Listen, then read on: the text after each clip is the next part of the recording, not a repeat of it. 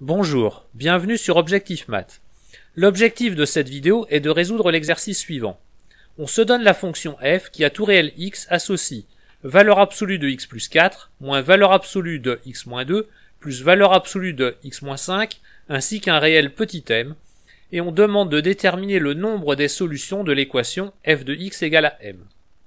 Vous devriez maintenant mettre la vidéo sur pause et chercher à résoudre l'exercice par vous-même. Voici la solution que je vous propose. On va commencer par écrire l'expression de f sans les valeurs absolues, ce qui va nous obliger à distinguer plusieurs cas suivant le signe des expressions dans les valeurs absolues. Comme premier cas, on prend x inférieur ou égal à moins 4. On calcule d'abord le terme en x. Dans l'expression simplifiée de valeur absolue de x plus 4, le coefficient de x est moins 1. Dans l'expression simplifiée de valeur absolue de x moins 2, le coefficient de x est moins 1, ce qui donne pour l'instant un total de 0. Dans l'expression simplifiée de valeur absolue de x moins 5, le coefficient de x est moins 1, ce qui donne un total pour le coefficient de x égal à moins 1. On calcule ensuite le terme constant. Dans l'expression simplifiée de valeur absolue de x plus 4, le coefficient constant est moins 4. Dans l'expression simplifiée de valeur absolue de x moins 2, le coefficient constant est 2, ce qui donne pour l'instant un total de moins 6. Dans l'expression simplifiée de valeur absolue de x moins 5, le coefficient constant est 5, ce qui donne un total de moins 1. Lorsque x est compris entre moins 4 et 2, on peut reproduire la même démarche, mais il y a mieux. Toutes les expressions simplifiées sont les mêmes que dans le cas précédent, sauf le terme valeur absolue de x plus 4, qui devient x plus 4 au lieu de moins x moins 4. On obtient donc l'expression de f sur ce nouvel intervalle en ajoutant à l'expression précédente 2 fois x plus 4, ce qui donne x plus 7.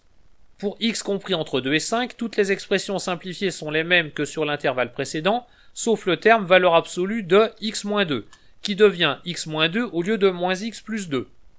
On obtient l'expression de f sur ce nouvel intervalle en ajoutant à l'expression précédente 2 fois moins x plus 2, ce qui donne moins x plus 11.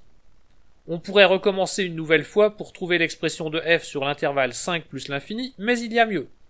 En effet, les expressions simplifiées des valeurs absolues sont toutes opposées à celles que l'on a obtenues dans le premier intervalle, ce qui donne sans calcul x plus 1. Vous pouvez noter par exemple qu'il y a deux expressions pour l'image de moins 4. Ce n'est pas grave car les deux expressions coïncident en ce point. Si on préfère éviter cette collision, on peut par exemple se limiter à x strictement inférieur à moins 4 pour le premier cas. Voici une représentation graphique de la fonction f. Pour tout réel x inférieur ou égal à moins 4, f de x est égal à moins x moins 1. Le graphe de f coïncide sur cette partie du plan avec la demi-droite d'équation y égale à moins x moins 1. Pour tout réel x compris entre moins 4 et 2, f de x est égal à x plus 7. Le graphe de f coïncide sur cette partie du plan avec la droite d'équation y égale à x plus 7. Pour tout réel x compris entre 2 et 5, f de x est égal à moins x plus 11. Le graphe de f coïncide sur cette partie du plan avec la droite d'équation y égale à moins x plus 11. Et enfin, pour tout réel x supérieur ou égal à 5, f de x est égal à x plus 1. Le graphe de f coïncide sur cette partie du plan avec la droite d'équation y égale x plus 1. Considérons alors m un réel et traçons la droite d'équation y égale m. Si m est strictement inférieur à 3, il n'y a aucun point d'intersection entre cette droite et le graphe de f. Si m est égal à 3, il y a un seul point d'intersection entre cette droite et le graphe de f. Si m est compris strictement entre 3 et 6, il y a deux points d'intersection entre cette droite et le graphe de f. Si m est égal à 6, il y a 3 points d'intersection entre cette droite et le graphe de f. Si m est compris strictement entre 6 et 9, il y a 4 points d'intersection entre cette droite et le graphe de f.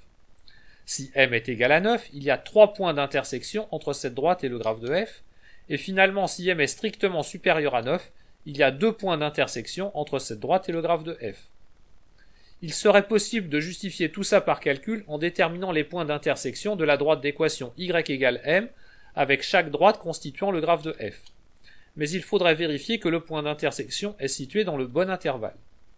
Il faudrait aussi être plus précis dans le choix des intervalles pour ne pas risquer d'obtenir deux fois le même point d'intersection. Et quelle que soit la méthode utilisée, vous devez rédiger et encadrer une conclusion. Voilà, cette vidéo est terminée, vous pouvez me laisser des commentaires et me poser des questions. À bientôt sur Objectif Math.